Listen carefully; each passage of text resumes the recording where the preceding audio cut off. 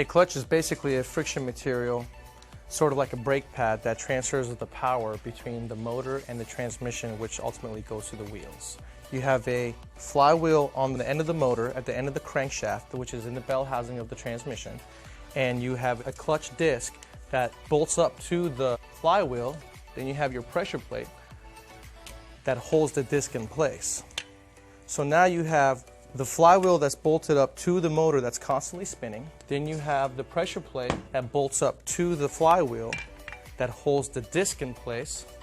And the disc is splined. The spline's right here in the middle of the disc that'll go onto the input shaft of the transmission. So the clutch spins freely in the middle, and every time you let in and out of the clutch pedal, the pressure plate moves back and forth to engage the disc to the flywheel. Friction eventually will stop the disc from turning, and the pressure plate will transfer the power from the flywheel to the splined input shaft through the transmission, which ultimately hits the ground. So as you can see, the flywheel gets bolted onto the crankshaft with bolts, and it is stationary with the crankshaft now.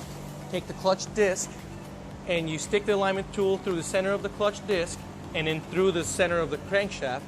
Then you line up the pressure plate onto the dowel pins. You can go ahead and start putting your bolts in. That's the actual motor. This is the end of the crankshaft opposite the timing belt. This will be covered up by the bell housing of the transmission. So now we're in the hole.